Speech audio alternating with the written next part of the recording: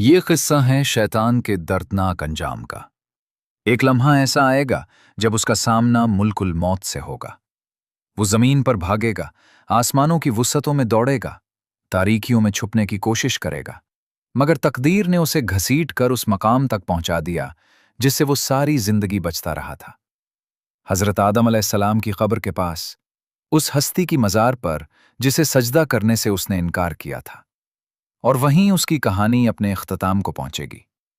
لیکن سوال یہ ہے کہ وہ اس انجام تک کیسے پہنچے گا؟ آپ دیکھ رہے ہیں دانیال وائس۔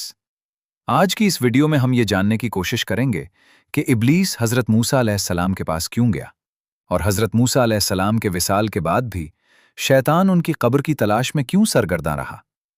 ناظرین، یہ کوئی افسانہ نہیں، بلکہ احادیث اور معتبر اسلامی روایات کی روشنی میں شیطان کے انجام کا تذکرہ ہے۔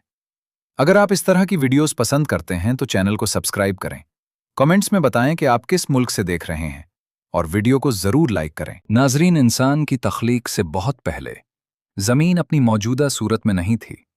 خشکی تھی، پہاڑ تھے، سمندر تھے، مگر نظام اور سکون ناپید تھا، اور وہ عظیم امانت جسے انسان کے سپرد کیا جانا تھا ابھی ظاہر نہیں ہوئی تھی۔ زمین خالی نہیں تھی، بلکہ خون ریزی، آگ اور سرکشی سے بھری ہوئی تھی۔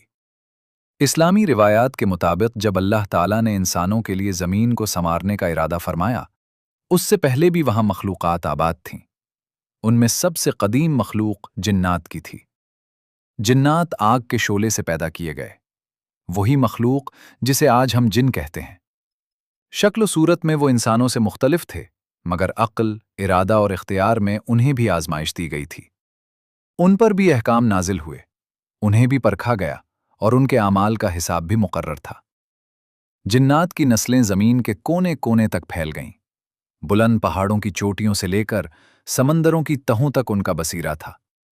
اللہ تعالیٰ نے انہیں اپنی بندگی، توحید اور سیدھے راستے کی طرف بلایا۔ ان میں سے ایک جن، جسے بعض روایات میں طاؤس کہا گیا ہے، اور اس کے ساتھ ہی اس دعوت پر لبیک کہنے والے تھے۔ انہوں نے ایمان قبول کیا اور عبادت اختیار کی، مگر اکثریت نے انکار اور بغاوت کا راستہ چنا۔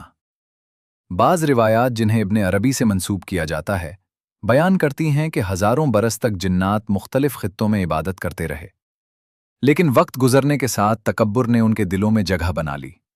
رفتہ رفتہ فساد پھیل گیا، خون بہنے لگا، طاقتور کمزوروں کو کچلنے لگے، اور آگ سے پیدا ہونے والی سختی نے رحم و کرم کو دبا دیا۔ غرور بڑھتا گیا، اطاعت کم ہوتی گئی۔ زمین جو ذکر الہی سے آباد ہونی چاہیے تھی، بغاوت کا میدان بن گئی۔ روایات کے مطابق جنات نے آپس میں ہی نہیں، بلکہ زمین کے نظم و توازن کے خلاف بھی بغاوت کی۔ پہاڑوں کو ہلایا گیا، توازن بگڑا، اور تخلیق کی ہم آہنگی متاثر ہوئی۔ اسی لمحے قدرت کا فیصلہ نازل ہوا۔ اللہ تعالیٰ نے آسمانوں سے فرشتوں کا ایک لشکر زمین کی طرف بھیجا، مگر یہ کوئی معمولی مہم نہ تھی، یہ تطہیر تھی، یہ احتساب تھا۔ اس مہم کی قیادت ایک ایسی ہستی کے سپرد تھی جس کا نام اس وقت سب پر ظاہر نہ تھا، مگر آسمانوں میں اس کا مقام بلند تھا، عزازیل۔ وہی عزازیل جو بعد میں ابلیس اور پھر شیطان کے نام سے پہچانا گیا۔ اس زمانے میں ابلیس کا ذکر فرشتوں کے ساتھ کیا جاتا تھا، کیونکہ اس نے طویل عرصے تک اطاعت اور عبادت میں زندگی گزاری تھی۔ وہ سجدہ گزار تھا، علم میں ممتاز تھا، اور اس کام میں وہ کامیاب رہا۔ فرشتوں کے ہمراہ اس نے باغی جنات کا مقابلہ کیا، انہیں شکست دی۔ کچھ کو زمین کے پوشیدہ حصوں میں دھکیل دیا گیا، کچھ سمندروں کی گہرائیوں میں جا چھپے، اور کچھ دور دراز علاقوں میں منتشر کر دیے گئے۔ یوں زمین وقتی طور پر پرسکون ہو گئی، خون ریزی تھم گئی، فساد دب گیا، نظام بحال ہو گیا۔ لیکن اصل خطرہ یہیں سے شروع ہوا، کیونکہ اس کامیابی نے ابلیس کے دل میں ایک خاموش بیج بو دیا۔ ایسا بیج جسے کسی نے نہ دیکھا، مگر اللہ تعالیٰ جانتا تھا۔ تکبر کا بیج۔ ابلیس خود کو محض ایک فرما بردار بندہ نہیں سمجھتا تھا۔ اس کے دل میں خیالات ابھرنے لگے، اگرچہ زبان پر نہ آئے تھے، مگر جڑ پکڑ رہے تھے۔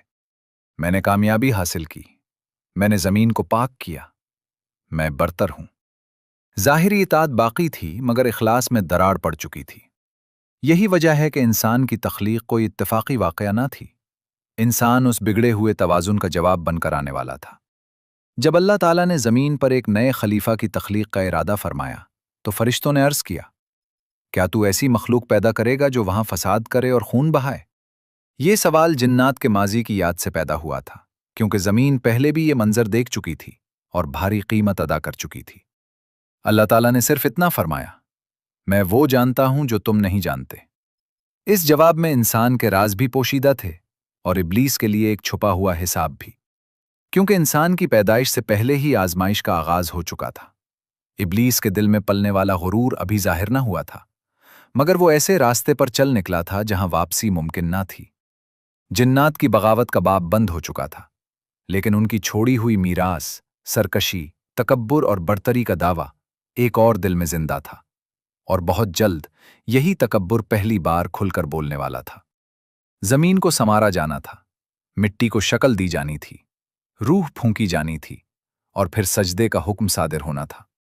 मगर उस लम्हे से पहले यह समझना जरूरी है कि इब्लीस कौन था और वो इस मकाम तक कैसे पहुंचा, क्योंकि यह किस्सा सिर्फ शैतान की कहानी नहीं बल्कि इंसानियत की तारीख भी है।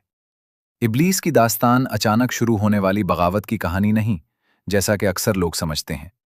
इब्तिदा में वो न मरदूद था, न मलून, न तारीकी की अलामत, बल्कि एक तवील अरसे तक वो इताअत और इबादत की मिसाल समझा जाता था। आसमानों में उसका नाम इज्जत के साथ लिया जाता था। इस्लामी रिवायात के मुताबिक इब्लीस जिन्नात में से था, मगर आम जिन नहीं था। इल्म, इबादत और मुनज़्ज़म बंदगी ने उसे मुमताज़ बना दिया था। बाज़ रवायात में बयान हुआ है कि उसने हज़ारों बरस इबादत में गुजारे। ये मामूली इबादत न थी, बल्कि तवील सजदे, मुसलसल जिक्र और ज़मीन व आसमान में अल्लाह ताला के नाम की तस्बीह से भरपूर ज़माने थे। कहा जाता है कि उसने कोई जगह ऐसी न छोड़ी जहां उसने सजदा न किया हो। सातों आसमानों की मनाजिल तय की और हर दर्जे में अलग इबादत की, मगर इसी इबादत के अंदर एक पोशीदा खराबी पुल रही थी। इबादत मौजूद थी, मगर आजिज़ी कमज़ोर पड़ रही थी। इताअत थी, मगर खुदपसंदी खामोशी से बढ़ रही थी। वक्त गुजरने के साथ वो सिर्फ इबादत गुजार न रहा, बल्कि सिखाने वाला बन गया। रिवायात में है कि बाज़ फरिश्तों ने भी उससे आदाब इबादत सीखे। उसके इल्म की तारीफ होती, उसकी दानाई का एहतराम किया जाता, और यही वो नाजुक मोड़ था जहां एक खतरनाक मगर गैर महसूस हद पार हो गई। दिल की गहराई में एक ख्याल ने जन्म लिया, मैं आम नहीं हूं, मेरा मकाम जुदा है, मैं उसका मुस्तहिक हूं। अभी बगावत जाहिर न हुई थी, इनकार सामने न आया था, मगर दिल का रुख बदल चुका था। इबादत आहिस्ता आहिस्ता अल्लाह ताला के लिए नहीं, बल्कि अपने मकाम के एहसास के लिए होने लगी, और ये ऐसा फसाद था जो बाहर से दिखाई नहीं देता था। अल्लाह ताला की हिकमत से ये खराबी फौरन जाहिर न की गई, क्योंकि इब्लीस के बातिन का राज एक अजीम आजमाइश के जरिए खुलना था। ऐसी आजमाइश जो 20,000 साल की इबादत को मानी भी दे सकती थी और एक लम्हे में बेकीमत भी बना सकती थी। फरिश्तों के दरमियान मकाम पाने के बाद इब्लीस ने खुद को खास समझना शुरू कर दिया। फर्क ये था कि फरिश्ते बिला सवाल इताअत करते थे, जबकि इब्लीस इताअत के साथ तकाबुल करने लगा, और यही तकाबुल वो पहली कुंजी थी जिसने शैतानियत का दरवाज़ा खोला। अभी हज़रत आदम अलैहिस्सलाम की तख्लीक नहीं हुई थी, सजदे का हुक्म नहीं आया था, मगर इब्लीस का जहन तैयार हो चुका था। बर्तरी का तसव्वुर उसके अंदर खामोशी से जड़ पकड़ रहा था। आग से पैदा होने का एहसास क़ुव्वत उसे अंदर ही अंदर ढाल रहा था। वो मिट्टी की हकीकत को जानता भी तो हिकारत से देखता। इब्लीस खुद को महज इबादत गुजार बंदा नहीं, बल्कि एक ऐसी हस्ती समझने लगा था जो बुलंद तर मकाम की हकदार है। यही वो मकाम है जहां बंदगी का खात्मा हो जाता है, क्योंकि जब बंदा हक जताने लगे तो वो बंदा नहीं रहता। अल्लाह ताला ने एक नई मखलूक का इरादा फरमाया ताकि दिल के अंदर छुपी हकीकत आश्कार हो जाए। ये तख्लीक महज एक नई हस्ती का ज़हूर न थी, बल्कि इब्लीस के बातिन का आईना थी। हज़रत 20,000 बरस की इबादत एक सवाल के सामने खड़ी थी, क्या इताअत सिर्फ इसलिए है कि अल्लाह ताला ने हुक्म दिया है, या इसलिए कि तू खुद को बढ़तर समझता है? अभी जवाब जबान पर ना आया था, मगर दिल फैसला कर चुका था, और बहुत जल्द जमीन की खामोशी टूटने वाली थी। एक पैकर तश्कील पाने लगा, और इब्लीस के बातिन का मर्ज सबके सामने आने वाला था। एक दिन फरिश्ते जमा हुए और अल्लाह ताला ने उन्हें खबर दी, मैं जमीन में एक खलीफा बनाने वाला हूं। फरिश्तों ने अर्ज किया, ऐ हमारे रब, کیا تو پھر ایسی مخلوق پیدا کرے گا جو زمین میں فساد کرے اور خون بہائے، جیسے اس سے پہلے جنات نے کیا، جبکہ ہم تیری تسبیح اور تقدیس کرتے رہتے ہیں؟ یہ اعتراض نہ تھا بلکہ سوال تھا۔ حیرت تھی کہ جنات کے بعد پھر ایک نئی مخلوق کیوں؟ جواب مختصر مگر گہرا تھا: میں وہ جانتا ہوں جو تم نہیں جانتے۔ پھر حکم ہوا کہ زمین کے ہر حصے سے مٹی لی جائے، سرخ، سیاہ، سفید، زرد، ہر رنگ اور ہر ساخت کی مٹی جمع کی گئی، اور اسی سے ایک جسم تیار کیا گیا، انسان کا جسم۔ وہ بے جان تھا، ایک جگہ کھڑا، 40 دن تک اسی حالت میں رہا۔ فرشتے اسے دیکھتے، متجسس تھے، مگر ہاتھ نہ لگاتے۔ عزازیل نے بھی اسے دیکھا، اور اسی لمحے اس کے اندر موجود تکبر کا زہر پھیلنے لگا۔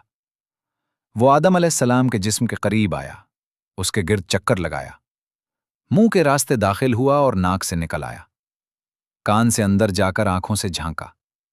اندر خلا تھا، صرف مٹی۔ اس نے آہستہ آواز میں کہا: تو کچھ بھی نہیں، محض مٹی ہے۔ میں آگ سے ہوں، میں نے فرشتوں کو سکھایا، میں 7 آسمانوں تک پہنچا، جنت میں داخل ہوا، زمین پر میرا اختیار تھا۔ پھر اس نے بڑبڑاتے ہوئے کہا: اگر مجھے تجھ پر مسلط کیا گیا تو بچ نہ سکے گا۔ راتیں گزرتی رہیں، اور ہر رات وہ آتا، آدم کے گرد گھومتا، حقارت سے دیکھتا، دھمکیاں دیتا۔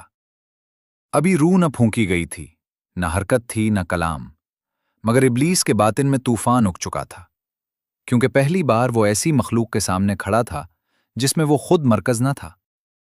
اس انتظار کے دوران ابلیس کا ذہن مسلسل حرکت میں رہا۔ وہ موازنہ کرتا رہا، آگ کے بارے میں سوچتا، مٹی کے بارے میں غور کرتا۔ اس نے خود ہی نتیجہ نکال لیا کہ آگ اوپر اٹھتی ہے۔ فرشتے ایسے نہ تھے، وہ انتظار کرتے، سوال نہ کرتے، موازنہ نہ کرتے، مگر ابلیس نے اپنا پیمانہ خود بنا لیا تھا۔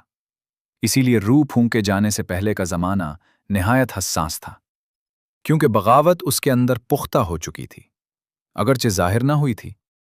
واپسی کا راستہ اب باقی نہ رہا تھا۔ پھر وہ لمحہ آیا جسے تقدیر نے مقرر کر رکھا تھا۔ اللہ تعالیٰ نے روح پھونکی، آدم علیہ السلام زندہ ہو گئے، آنکھیں کھلیں، زندگی نے آغاز کیا، اور وہ حکم جو آسمانوں میں گونجنے والا تھا اب ٹلنے والا نہ تھا۔ مگر ابلیس کے لیے یہ سجدے کا لمحہ نہ تھا، بلکہ جدائی کا لمحہ تھا، کیونکہ جو حقارت اس نے بے جان جسم کو دیکھ کر دل میں بسائی تھی، وہ اب زندگی ملنے کے بعد کھلی بغاوت میں بدلنے والی تھی، اور ایک ہی حکم ہزاروں برس کی عبادت کو ایک جملے میں مٹا دینے والا تھا۔ جب روح داخل کی گئی تو آدم علیہ السلام محض ایک پیکر نہ رہے، انہیں زندگی دی گئی، علم عطا کیا گیا، اسماء سکھائے گئے۔ پھر حکم صادر ہوا۔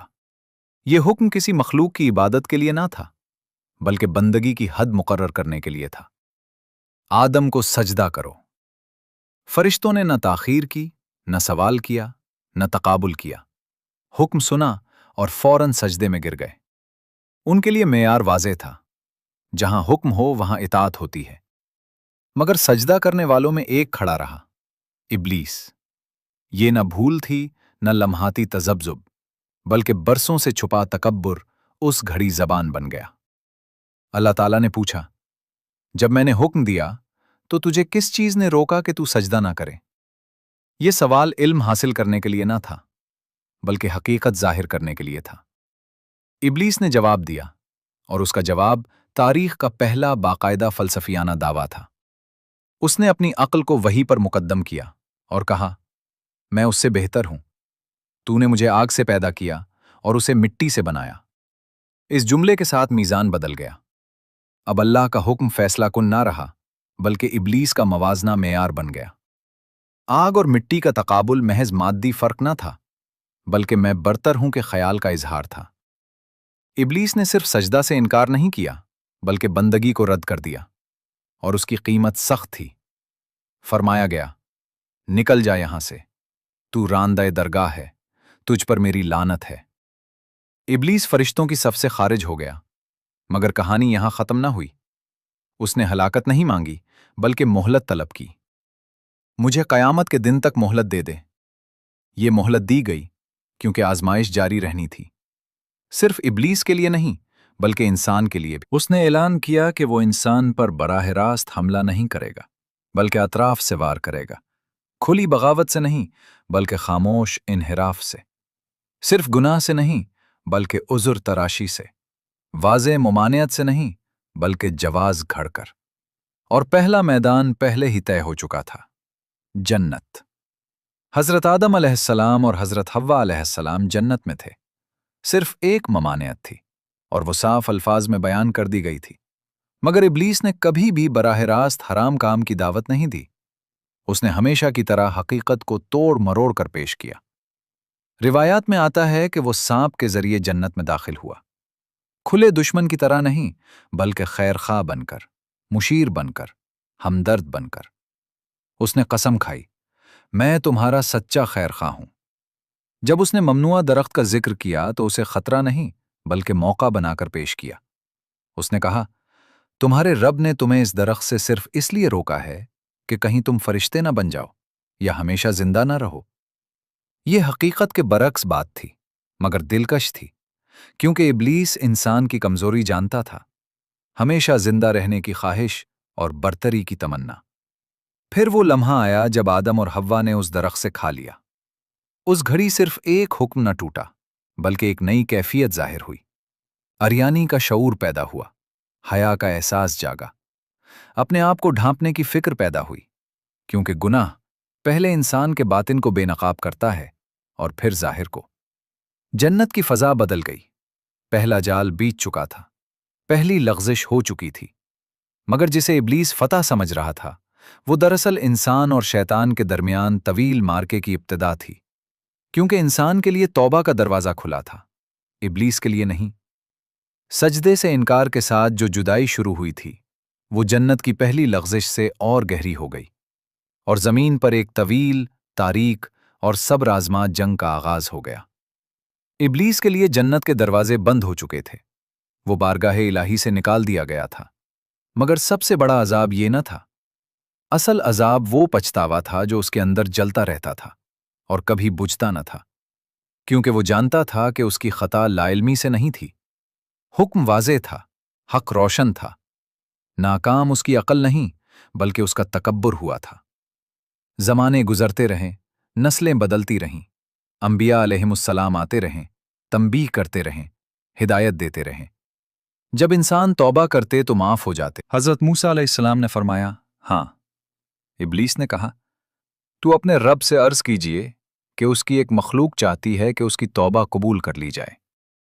اس نے اپنا نام نہ لیا، مگر مقصد واضح تھا۔ حضرت موسیٰ علیہ السلام نے وحی کا انتظار کیا اور جواب آیا، اے موسیٰ، اس سے کہہ دو کہ میں تیری خاطر اس کی درخواست قبول کرتا ہوں، بشرطے کہ وہ آدم کی قبر پر جا کر سجدہ کرے۔ یہ رحمت کا دروازہ تھا، مگر ساتھ ہی آخری آزمائش بھی۔ جب حضرت موسیٰ علیہ السلام نے یہ پیغام ابلیس کو پہنچایا تو اس کے اندر کا پرانا مرض فوراً جاگ اٹھا، اس کا چہرہ بدل گیا، غصہ بھڑک اٹھا، اور اس نے کہا، میں نے آدم کو اس وقت سجدہ نہ کیا جب وہ زندہ تھے، کیا اب ان کے مرنے کے بعد سجدہ کروں گا؟ اس جملے نے واضح کر دیا کہ اس کی توبہ سچی نہ تھی، کیونکہ سچی توبہ شرط نہیں لگاتی، سچی توبہ میں انا نہیں ہوتی۔ مگر ابلیس اب بھی خود کو درست سمجھتا تھا۔ روایات کے مطابق اس انکار کے بعد اس کا عذاب اور سخت کر دیا گیا۔ اس سے پوچھا گیا، اللہ کا عذاب کیسا پاتا ہے؟ اس نے جواب دیا، ہر تصور سے بڑھ کر بھاری۔ پھر ایک اور پیشکش ہوئی، آدم جنت میں زندہ ہیں، ان کے پاس جا، سجدہ کر، معافی مانگ، بخش دیا جائے گا۔ مگر اس نے پھر انکار کر دیا۔ اس ضد نے اس کے عذاب کو اور بڑھا دیا۔ بعض روایات میں آتا ہے کہ اس کا عذاب جہنم میں دوسروں کے مقابلے میں کئی گنا زیادہ کر دیا گیا، اور ہر طویل عرصے کے بعد اسے نکال کر آدم کے سامنے لایا جاتا، سجدے کا حکم دیا جاتا، مگر ہر بار وہی تکبر، وہی انکار، وہی سقوط۔ ابلیس کے لیے واپسی کا دروازہ بند ہو چکا تھا۔ وقت گزرتا رہا، حضرت موسیٰ علیہ السلام کا وصال ہو گیا، اور یہاں سے کہانی مزید ہولناک رخ اختیار کرتی ہے۔ روایات کے مطابق ان کی وفات کے بعد ابلیس ان کی قبر کی تلاش میں نکلا، کیونکہ حضرت موسیٰ علیہ السلام کلیم اللہ تھے۔ اور ہمیشہ کی طرح ابلیس نے پھر وہی غلطی کی۔ اس نے تقدس کو غلط جگہ تلاش کیا، مگر حضرت موسیٰ علیہ السلام کی قبر پوشیدہ رکھی گئی۔ اللہ تعالیٰ نے حضرت موسیٰ علیہ السلام کی قبر کا مقام لوگوں سے مخفی رکھا، کیونکہ قبریں ابلیس کے پسندیدہ جالوں میں سے ایک ہیں۔ وہ انہیں سجدے سے ہٹانے اور توحید سے دور کرنے کا نہایت باریک ذریعہ بناتا ہے۔ ابلیس اس راز کو جانتا تھا، اسی لیے وہ تلاش میں نکلا، مگر ناکام رہا۔ یہاں ایک دردناک حقیقت سامنے آتی ہے۔ اگرچہ وہ توبہ کا خواہش مند دکھائی دیا، مگر جب تک اس نے توحید کو دل سے قبول نہ کیا، اس کے لیے کوئی دروازہ نہ کھلا۔ اس کا مسئلہ محض گناہ نہ تھا۔ اس حصے کا سبق واضح ہے۔ اللہ تعالیٰ کی رحمت بے حد ہے، مگر تکبر سے بند دل اس کے قریب بھی نہیں پہنچ سکتا، کیونکہ سجدہ صرف پیشانی زمین پر رکھنے کا نام نہیں، بلکہ اپنی انا کو مٹی میں ملانے کا نام ہے۔ جب آخری وقت قریب آیا اور بھاگنے کی کوئی راہ باقی نہ رہی، تو پہلی بار ابلیس نے خود کو گھرا ہوا محسوس کیا۔ صدیوں تک وہ انسانوں کو بہلاتا رہا، دھوکہ دیتا رہا، کہتا رہا، ابھی وقت ہے، بعد میں توبہ کر لینا، موت دور ہے۔ مگر اب وہ خود اس حقیقت کے سامنے تھا جس سے دوسروں کو غافل کرتا رہا۔ اس بار اس کا سامنا انسان سے نہیں، بلکہ ملک الموت حضرت اسرائیل علیہ السلام سے تھا۔ روایات میں آتا ہے کہ اللہ تعالیٰ نے حضرت اسرائیل علیہ السلام کو حکم دیا کہ شیطان کی روح قبض کرے۔ موت کا مطلب حساب تھا، اور یہی وہ مرحلہ تھا جس سے وہ سب سے زیادہ خوفزدہ تھا۔ اس لیے اس نے آخری مرتبہ اپنی ساری چالیں، فریب اور طاقت آزمانے کی کوشش کی تاکہ اس گرفت سے بچ نکلے۔ یہ کوئی عام تعاقب نہ تھا، بلکہ ایسا منظر تھا جسے زمین و آسمان دیکھ رہے تھے۔ حضرت اسرائیل علیہ السلام کا تعاقب شروع ہوا اور شیطان زمین پر ایسی رفتار سے بھاگا جس تک ہوا بھی نہ پہنچ سکے، مگر تعاقب قدم بقدم جاری رہا۔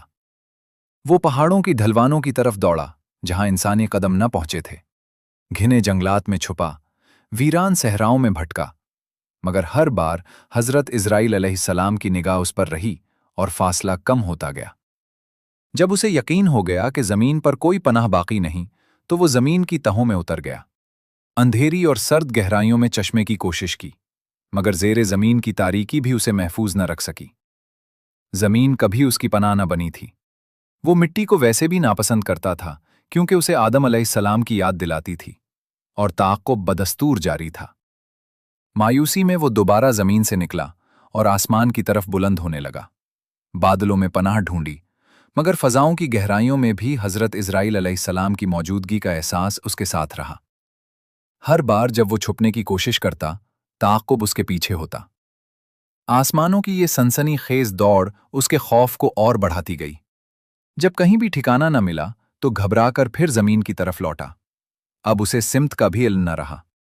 دہشت میں ہر رکاوٹ کو پار کرتا بھاگتا رہا۔ امید ٹوٹنے ہی والی تھی کہ ایک آخری خیال اس کے ذہن میں آیا۔ وہ بارگاہ رب العالمین میں حاضر ہوئے اور عرض کیا، اے میرے رب، وہ نظروں سے اوجھل ہو گیا ہے، اب کیا حکم ہے؟ ارشاد ہوا، جہنم کی طرف جاؤ، اس کے داروغہ حضرت مالک علیہ السلام کے پاس جاؤ، اور جہنم کے 70,000 کتے لے آؤ، ان کے ذریعے شیطان کو تلاش کرو۔ حضرت اسرائیل علیہ السلام 70,000 جہنمی کتوں کو لے کر نکلے۔ وہ آگ سے پیدا کیے گئے تھے، ان کی آنکھوں میں دوزخ کے شعلے دہک رہے تھے، دانتوں میں موت کی ٹھنڈک تھی۔ وہ بے رحم اور نہایت درندہ صفت مخلوق تھے۔ ان کے ساتھ تعاقب تیز ہو گیا، مگر حیرت یہ کہ 70,000 جہنمی کتے بھی شیطان کا سراغ نہ پا سکے۔ حضرت اسرائیل علیہ السلام دوبارہ حکم لینے حاضر ہوئے۔ پھر 70,000 مزید جہنمی کتے عطا کیے گئے۔ تلاش جاری رہی، مگر شیطان پھر بھی گرفت میں نہ آیا۔ تیسری بار حکم ہوا اور مزید 70,000 جہنمی کتے دیے گئے۔ اب تعاقب شدید ہو چکا تھا۔ جب شیطان نے پیچھے سے کتوں کی غراہٹ اور حضرت اسرائیل علیہ السلام کی ہیبت ناک موجودگی محسوس کی، تو وہ اندھا دھند بھاگتا رہا، یہاں تک کہ ایک سنسان اور ویران مقام پر جا گرا۔ وہ زمین کا ایک عام سا ٹکڑا دکھائی دیتا تھا۔ تھکن سے چور ہو کر وہ زمین پر ڈھیر ہو گیا، یہ سمجھتے ہوئے کہ اب دوڑنے کا کوئی فائدہ نہیں۔ مگر حقیقت یہ تھی کہ اس مقام تک اس کا پہنچنا اتفاق نہ تھا۔ اس سنسان زمین کے نیچے ایک راز چھپا تھا، ایک ایسی حقیقت جس سے وہ بے خبر تھا۔ خاموشی اور تاریکی میں لیٹا وہ فرار کی راہیں سوچ رہا تھا، مگر اسے معلوم نہ تھا کہ وہ کس مقدس مقام پر آ گرا ہے۔ آسمان و زمین اس لمحے تقدیر کے گواہ تھے۔ حضرت اسرائیل علیہ السلام قریب آئے۔ شیطان سمجھ چکا تھا کہ اب نہ طاقت باقی ہے نہ پناہ۔ حضرت اسرائیل علیہ السلام نے آخری قدم بڑھایا۔ شیطان خوف سے کانپ رہا تھا، بھاگنے کی قوت بھی نہ رہی تھی۔ فرشتہ موت نے کہا، اے ملعون، جب اللہ تعالیٰ نے تجھے حکم دیا تھا تو تو نے سجدہ نہ کیا، کیا اب آدم کو سجدہ کر رہا ہے؟ شیطان نے گھبرا کر کہا، نہیں، میں نے کب اور کہاں سجدہ کیا؟ اسی لمحے حقیقت آشکار ہوئی۔ جس زمین پر وہ گرا تھا وہ حضرت آدم ہاں، یہ تھا شیطان کا انجام۔ وہ ہستی جس نے اپنی پوری زندگی آدم اور ان کی اولاد کی دشمنی میں گزاری، آخرکار اسی جگہ بے اختیار جھک کر ختم ہوئی جہاں اس نے عمر بھر سجدہ سے انکار کیا تھا۔ سورہ البقرہ آیت 34۔ اور جب ہم نے فرشتوں سے کہا کہ آدم کو سجدہ کرو تو سب نے سجدہ کیا سوائے ابلیس کے۔ اس نے انکار کیا، تکبر کیا اور کافروں میں شامل ہو گیا۔ سورہ سا آیات 52 سے 83۔ ابلیس نے کہا، تیری عزت کی قسم، میں ان سب کو ضرور بہکاؤں گا سوائے تیرے مخلص بندوں کے۔ سورہ ابراہیم آیت 22۔ اور جب فیصلہ ہو چکے گا تو شیطان کہے گا، بے شک اللہ نے تم سے سچا وعدہ کیا تھا اور میں نے بھی تم سے وعدہ کیا، مگر میں نے خلاف کیا۔ میرا تم پر کوئی زور نہ تھا، میں نے تو صرف تمہیں بلایا اور تم نے میری بات مان لی۔ لہٰذا مجھے ملامت نہ کرو، خود کو ملامت کرو۔ نہ میں تمہاری مدد کر سکتا ہوں اور نہ تم میری مدد کر سکتے ہو۔ میں تو پہلے ہی انکار کر چکا تھا کہ تم مجھے اللہ کے ساتھ شریک ٹھہراؤ۔ بے شک ظالموں کے لیے دردناک عذاب ہے۔ اور یوں معاملہ ختم ہو گیا۔ حضرت آدم علیہ السلام اور حضرت حوا علیہ السلام کو اس انجام کا مشاہدہ کرایا گیا۔ یہ انتقام نہ تھا بلکہ سبق تھا، کیونکہ اللہ تعالیٰ حقیقت دکھانا چاہتے تھے کہ جو تکبر کو تھامے رکھتا ہے وہ بالآخر ہار جاتا ہے، جو سجدے سے بھاگتا ہے وہ ایک دن مغلوب ہو کر رہتا ہے۔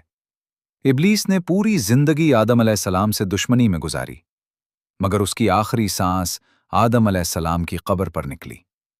جس سجدے سے وہ بھاگتا رہا وہی سجدہ آخرکار اس تک پہنچ گیا۔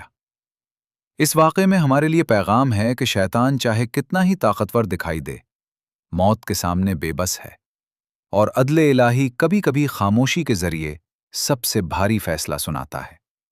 اب دنیا میں شیطان کا نظام کیا ہے؟ جب سے ابلیس راندہ درگاہ ہوا، اس نے ایک ہی ہدف مقرر کیا، انسان کو گمراہ کرنا۔ مگر کیسے؟ وہ فرشتوں کی طرح قادر نہیں، وہ کسی کو زبردستی گھسیٹ کر جہنم میں نہیں لے جا سکتا، نہ ہاتھ باندھ سکتا ہے، نہ جسمانی جبر کر سکتا ہے۔ اس کا سب سے بڑا ہتھیار وسوسہ ہے، دل میں سرگوشی، ایک چھوٹی سی آواز، کر لو، آزما لو، کیا ہو جائے گا؟ رسول اللہ صلی اللہ علیہ وسلم نے فرمایا، شیطان انسان کے اندر ایسے گردش کرتا ہے جیسے خون رگوں میں گردش کرتا ہے، یعنی وہ دور نہیں، قریب ہے، ہر وقت ساتھ ہے۔ موقع کی کیا خوفناک حقیقت ہے۔ صرف کھانے میں نہیں، گھر میں داخل ہوتے وقت، باہر نکلتے وقت، کسی بھی کام کی ابتدا پر بسم اللہ کہنا شیطان کو دور رکھتا ہے۔ اگر انسان غافل ہو جائے تو وہ فوراً شریک ہو جاتا ہے۔ رسول اللہ صلی اللہ علیہ وسلم نے فرمایا، جب آدمی اپنے گھر میں داخل ہوتے وقت اللہ کو یاد کرتا ہے تو شیطان کہتا ہے، یہاں تمہارے لیے نہ ٹھکانہ ہے نہ کھانا۔ اور اگر وہ اللہ کو یاد کیے بغیر داخل ہو تو شیطان کہتا ہے، تمہیں ٹھکانہ مل لیا۔ اور اگر کھاتے وقت بھی اللہ کو یاد نہ کرے تو کہتا ہے، تمہیں ٹھکانہ بھی مل گیا اور کھانا بھی۔ بسم اللہ ایک ڈھال کی طرح ہے، جب یہ ڈھال موجود ہو تو ابلیس داخل نہیں ہو سکتا۔ اسی گفتگو میں ابلیس نے کہا، اے محمد، کیا آپ جانتے ہیں کہ مجھے لوگوں میں سب سے زیادہ کون پسند ہے؟ آپ صلی اللہ علیہ وسلم نے فرمایا، बताओ। उसने कहा, जो झूठ बोलता है वो मेरा दोस्त है, क्योंकि तारीख में सबसे पहला झूठ मैंने बोला और आदम और हव्वा के सामने झूठी कसम मैंने खाई। झूठ उन कामों में से है जिन्हें इब्लीस सबसे ज्यादा पसंद करता है। फिर उसने कहा, और जानते हैं मुझे सबसे ज्यादा किससे नफरत है? उस नौजवान से जो अपनी जवानी अल्लाह की राह में लगा दे, क्योंकि वो मुझसे दूर होता है। इब्लीस खास तौर पर ऐसे नौजवानों का दुश्मन है जो ताकत, तवानाई और जोश के जमाने में अल्लाह के करीब रहते हैं, क्योंकि यही उम्र सबसे मुअस्सिर होती है। रसूलुल्लाह सल्लल्लाहु अलैहि वसल्लम ने पूछा, और किससे नफरत है? उसने कहा, मुझे उस गरीब से नफरत है जो सब्र करता है और लोगों से अपनी हाजत का शिकवा नहीं करता, क्योंकि वो शुक्रगुजार होता है और अल्लाह पर भरोसा रखता है। मैं उसे आसानी से नहीं बहका सकता। फिर पूछा गया, और किससे? उसने जवाब दिया, मुझे उस मालदार से नफरत है जो शुक्र अदा करता है, क्योंकि दौलत के बावजूद शुक्रगुजार रहना बहुत मुश्किल है, और जो उसमें कामयाब हो जाए मैं उस पर असर नहीं डाल सकता। शैतान को बाज़ मकामात बहुत पसंद हैं। नबी करीम सल्लल्लाहु अलैहि वसल्लम ने फरमाया कि शैतान को सबसे ज्यादा महबूब जगहें बाजार हैं, क्योंकि वहां झूठ, धोखा, सूद और फरेब आम होते हैं। इसी तरह शराब खाने, जवा खेलने की जगहें और बेहयाई के अड्डे वो मकामात हैं जहां इब्लीस खुद को मजबूत महसूस करता है, क्योंकि वहां गुनाह पहले से मौजूद होता है और वो सिर्फ उसे हवा देता है। लेकिन कुछ जगहें ऐसी भी हैं जहां शैतान सबसे ज्यादा कमजोर। ऐसे घरों से शैतान भाग जाता है। कुरान मजीद में शैतान का तारुफ यूं कराया गया है, वो लोगों के दिलों में वसवसा डालता है, खा जिनों में से हो या इंसानों में से। वो दिल में सरगोशी करता है, ख्याल में दाखिल होता है और आहिस्ता आहिस्ता काम करता है। पहले एक छोटा सा शक डालता है, ये गुनाह आखिर है क्यों, किसी को क्या नुकसान होगा? फिर उसे बढ़ाता है, क्या ये बात अजीब नहीं लगती? फिर दलाइल तराशता है, दुनिया में इतना जुल्म है, अगर अल्लाह है तो ये सब क्यों है? और फिर नतीजा निकालता है, शायद दीन इंसानों की बनाई हुई चीज है। ये अमल खामोशी से कदम ब कदम आगे बढ़ता है और अक्सर इंसान को एहसास भी नहीं होता, मगर इसका तोड़ भी मौजूद है, जिक्र। रसूलुल्लाह सल्लल्लाहु अलैहि वसल्लम ने फरमाया, शैतान इंसान के दिल पर गिरा लगाता है और उसे अल्लाह से दूर करने की कोशिश करता है, लेकिन जब बंदा अल्लाह को याद करता है तो वो गिरा खुल जाती है। सुभान अल्लाह, अल्हम्दुलिल्लाह, अल्लाहु अकबर, ला इलाहा इल्लल्लाह। ये कलिमात दिल की गिरहें खोल देते हैं। नमाज में शैतान क्या करता है? नबी करीम सल्लल्लाहु अलैहि वसल्लम ने फरमाया, जब आजान दी जाती है तो शैतान पीठ फेर कर भागता है, यहां तक कि हवा खारिज करता है। जब आजान खत्म हो जाती है तो वापस आ जाता है। जब इकामत कही जाती है तो फिर भागता है, और जब इकामत खत्म होती है तो आकर नमाजी के दिल में ख्यालात डालता है, ये याद कर, वो याद कर, यहां तक कि नमाजी भूल जाता है कि कितनी रकतें पड़ी हैं। क्या कभी नमाज में ख्यालात बिखर जाते हैं? आज क्या पकाना है, वो काम मुकम्मल हुआ या नहीं, कल क्या करना है? ये वसवसे शैतान की कारिस्तानी है। इसका इलाज क्या है? इस्तिआज़ा पढ़ना, आऊदु बिल्लाहि मिनश शैतानिर रजीम, यानी मैं अल्लाह की पनाह मांगता हूं मरदूद शैतान से। ये जुमला शैतान को दूर कर देता है। रात को वुजू करके सोना भी बड़ी हिफाजत है। नबी करीम सल्लल्लाहु अलैहि वसल्लम ने फरमाया, जो शख्स वुजू की हालत में सोता है शैतान सुबह तक उसके करीब नहीं आता, लेकिन बगैर वुजू सोए तो शैतान ख्वाबों और डरावने मनाजिर के जरिए असरअंदाज हो सकता है। इसी तरह सोने से पहले आयतुल कुर्सी पढ़ना इंतहाई अहम है।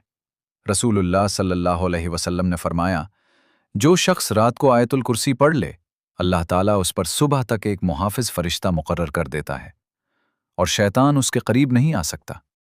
एक शख्स ने आकर नसीहत मांगी तो आप सल्लल्लाहु अलैहि वसल्लम ने फरमाया, गुस्सा न करो। उसने दोबारा पूछा, फिर भी फरमाया, गुस्सा न करो, क्योंकि गुस्सा वो कैफियत है जिसे शैतान सबसे ज्यादा पसंद करता है। नबी करीम सल्लल्लाहु अलैहि वसल्लम ने फरमाया, गुस्सा शैतान की तरफ से है और शैतान आग से पैदा किया गया है और आग पानी से बुझती है। लिहाजा जब तुम में से किसी को गुस्सा आए तो वुजू कर ले। जब गुस्सा आए तो अगर खड़े हो तो बैठ जाओ, वुजू करो, इस्तिआज़ा पढ़ो, खामोश रहो और इंतजार करो। तलाक़ें, लड़ाइयाँ, कत्ल, अक्सर उन सब की जड़ गुस्सा होता है اور شیطان اسی سے فائدہ اٹھاتا ہے۔ وسوسہ اور ایمان کا تعلق بھی سمجھ لیجئے۔ بعض اوقات ایسے برے خیالات آتے ہیں کہ انسان انہیں زبان پر لانے سے بھی شرماتا ہے، جیسے کیا واقعی اللہ موجود ہے؟ یا کیا انبیاء سچے تھے؟ صحابہ کرام رضی اللہ عنہم نے عرض کیا، یا رسول اللہ، ہمارے دلوں میں ایسے خیالات آتے ہیں کہ اگر ہم انہیں بیان کریں تو جل کر راکھ ہو جائیں۔ آپ صلی اللہ علیہ وسلم مسکرائے اور فرمایا، الحمدللہ کہ اللہ نے شیطان کی چال کو وسوسے تک محدود کر دیا۔ یعنی وسوسہ آنا ایمان کی علامت ہے، کیونکہ شیطان وسوسہ انہیں دیتا ہے جو ایمان رکھتے ہیں۔ جو پہلے ہی انکار کر چکے ہوں ان پر وسوسہ کرنے کی ضرورت نہیں۔ پھر کیا کرنا چاہیے؟ نبی کریم صلی اللہ علیہ وسلم نے فرمایا، اللہ کی پناہ مانگو اور ان خیالات کو چھوڑ دو، یعنی سوچ کو وہیں کاٹ دو، آگے نہ بڑھاؤ۔ شیطان کا طریقہ یہی ہے، آہستہ، خاموشی سے، صبر کے ساتھ قدم بقدم بہکانا۔ مگر حفاظت کے دروازے بھی کھلے ہیں، شرط یہ ہے کہ انسان بیدار رہے۔ اب وقت آ گیا ہے کہ ہم ان راستوں کو سیکھیں جو ہمیں شیطان سے بچاتے ہیں۔ ابلیس طاقتور ضرور ہے، مگر بے حد نہیں۔ اسے اتنی ہی قدرت حاصل ہے جتنی اللہ تعالیٰ چاہیں، اور اللہ نے ہمیں اس کے مقابلے کے لیے ہتھیار عطا کیے ہیں، ڈھالیں دی ہیں، حفاظتی ایک صحابی رضی اللہ عنہ نبی کریم صلی اللہ علیہ وسلم کے پاس آئے اور عرض کیا، یا رسول اللہ، رات کو کوئی آ کر میرے صدقے میں سے چوری کر جاتا ہے۔ آپ صلی اللہ علیہ وسلم نے فرمایا، کیا تم اسے پکڑ سکتے ہو؟ انہوں نے کہا، کوشش کروں گا۔ اس رات وہ گھات لگا کر بیٹھے اور چور کو پکڑ لیا۔ اس شخص نے گڑگڑا کر کہا، مجھے چھوڑ دو، میں محتاج ہوں، میرے بچے بھوکے ہیں۔ صحابی کو رحم آ گیا اور اسے چھوڑ دیا۔ صبح حضور صلی اللہ علیہ وسلم کو بتایا تو فرمایا، وہ تم سے جھوٹ بول گیا، وہ پھر آئے گا۔ دوسری رات بھی یہی ہوا، اور تیسری رات جب اسے پکڑا گیا تو صحابی نے کہا، اس بار تمہیں ضرور رسول اللہ کے پاس لے جاؤں گا۔ اس نے کہا، مجھے چھوڑ دو، میں تمہیں ایک قیمتی بات سکھاتا ہوں۔ پوچھا گیا، کیا؟ اس نے کہا، ہر رات سونے سے پہلے آیت الکرسی پڑھ لیا کرو، اللہ تعالیٰ تم پر صبح تک ایک فرشتہ مقرر کر دے گا اور شیطان تمہارے قریب نہ آ سکے گا۔ صبح جب یہ بات نبی کریم صلی اللہ علیہ وسلم کو بتائی گئی تو آپ مسکرائے اور فرمایا، اس نے سچ کہا، حالانکہ وہ بہت بڑا جھوٹا ہے۔ وہ کون تھا؟ شیطان۔ جی ہاں، خود ابلیس بھی آیت الکرسی کی طاقت کو تسلیم کرتا ہے۔ اسے کب پڑھیں؟ فجر کے بعد پڑھیں تو دن بھر حفاظت، مغرب کے بعد پڑھیں تو رات بھر حفاظت، سونے سے پہلے پڑھیں تو نیند میں حفاظت، گھر سے نکلتے وقت پڑھیں تو باہر حفاظت۔ نبی کریم صلی اللہ علیہ وسلم نے فرمایا، جو شخص ہر فرض نماز کے بعد آیت الکرسی پڑھ لے، اس کے جنت میں داخل ہونے سے صرف موت مانے ہیں، یعنی اس کا انجام جنت ہے۔ دوسرا ہتھیار، بسم اللہ۔ ایک مختصر جملہ مگر ابلیس کے لیے آگ کی طرح ہے۔ رسول اللہ صلی اللہ علیہ وسلم نے فرمایا، ہر اہم کام جو بسم اللہ سے شروع نہ کیا جائے وہ برکت سے خالی ہوتا ہے، یعنی اس میں خیر کم ہو جاتی ہے اور شیطان مداخلت کرتا ہے۔ بسم اللہ کب کہیں؟ گھر میں داخل ہوتے وقت، گھر سے نکلتے وقت، کھانا شروع کرتے وقت، پانی پیتے وقت، کپڑے پہنتے وقت، وضو کرتے وقت، سفر شروع کرتے وقت، گاڑی میں بیٹھتے وقت، حتیٰ کہ میاں بیوی کے تعلق کے وقت بھی۔ نبی کریم صلی اللہ علیہ وسلم نے فرمایا، جب تم میں سے کوئی اپنی اہلیہ کے پاس جائے اور کہے، بسم اللہ، اللہم جنبنا الشیطان وجنب الشیطان ما رزقتنا، پھر اگر اس ملاپ سے بچہ بسم اللہ، زندگی کے ہر مرحلے میں ڈھال ہے۔ تیسرا اور سب سے طاقتور ہتھیار، ذکر۔ ذکر کیا ہے؟ اللہ تعالیٰ کو یاد کرنا، اس کے نام کو دہرانا۔ آسان ترین اذکار، سبحان اللہ، الحمدللہ، اللہ اکبر، لا الہ الا اللہ۔ نبی کریم صلی اللہ علیہ وسلم نے فرمایا، جو شخص دن میں 100 مرتبہ سبحان اللہ و بحمدی کہے، اس کے گناہ معاف کر دیے جاتے ہیں، خواہ وہ سمندر کے جھاگ کے برابر ہوں۔ جو دل ذکر سے زندہ ہو جائے، اس پر شیطان کا وار کمزور پڑ جاتا ہے۔ ذکر وہ نور ہے جس کے ہوتے ہوئے وسوسے کی تاریکی ٹک نہیں سکتی۔ رسول اللہ صلی اللہ علیہ وسلم نے فرمایا، شیطان انسان کے دل سے چمٹا رہتا ہے۔ جب بندہ اللہ کو یاد کرتا ہے تو وہ پیچھے ہٹ جاتا ہے، اور جب بندہ غافل ہو جاتا ہے تو شیطان اس کے دل پر قابض ہو جاتا ہے۔ اس لیے اپنے دل کو خالی مت چھوڑو، اسے ذکر الہی سے آباد رکھو۔ صبح و شام کے اذکار کو لازم کر لو۔ صبح 3 مرتبہ پڑھو، اعوذ بکلمات اللہ التامات من شر ما خلق، یعنی میں اللہ کے کامل کلمات کی پناہ مانگتا ہوں اس کی مخلوق کے شر سے۔ صبح و شام 3 مرتبہ پڑھو، بسم اللہ الذی لا یضر مع اسمہ شیء فی الارض ولا فی السماء وہو السمیع العلیم، یعنی اس اللہ کے نام سے جس کے نام کے ساتھ زمین و آسمان کی کوئی چیز نقصان نہیں پہنچا سکتی، اور وہ خوب سننے والا، جاننے والا ہے۔ نبی کریم صلی اللہ علیہ وسلم نے فرمایا، جو شخص اسے صبح 3 مرتبہ پڑھے اسے شام تک کوئی نقصان نہیں پہنچتا، اور جو شام کو 3 مرتبہ پڑھے اسے صبح تک کوئی نقصان نہیں پہنچتا۔ قرآن وہ نور ہے جس سے شیطان بھاگتا ہے۔ رسول اللہ صلی اللہ علیہ وسلم نے فرمایا، جس گھر میں سورۃ البقرہ پڑھی جائے وہاں سے شیطان بھاگ جاتا ہے۔ خاص طور پر سورۃ البقرہ کی آخری 2 آیات، آمن الرسول۔ نبی کریم صلی اللہ علیہ وسلم نے فرمایا، جو شخص رات کو سورۃ البقرہ کی آخری 2 آیات پڑھ لے وہ اس کے لیے کافی ہو جاتی ہیں، یعنی اس رات حفاظت مل جاتی ہے۔ اسی طرح سورۃ الاخلاص، سورۃ الفلق اور سورۃ الناس کو سونے سے پہلے پڑھنا اور ہاتھوں پر دم کر کے پورے جسم پر پھیرنا آپ صلی اللہ علیہ وسلم کا معمول تھا۔ دعا سب سے مضبوط حصہ، اسے صبح و شام پڑھو، شیطان دور رہے گا۔ اخلاص وہ مقام ہے جہاں شیطان کی رسائی ختم ہو جاتی ہے۔ اللہ تعالیٰ نے فرمایا، میرے مخلص بندوں پر تیرا کوئی زور نہیں۔ اخلاص کیا ہے؟ ہر عمل صرف اللہ کے لیے کرنا، نہ دکھاوے کے لیے، نہ لوگوں کی تعریف کے لیے، بلکہ صرف اس کی رضا کے لیے۔ جہاں اخلاص ہو وہاں شیطان کا داخلہ بند ہو جاتا ہے۔ صبر اور توکل بھی ڈھال ہیں۔ ابلیس کی سب سے بڑی چال مایوسی ہے۔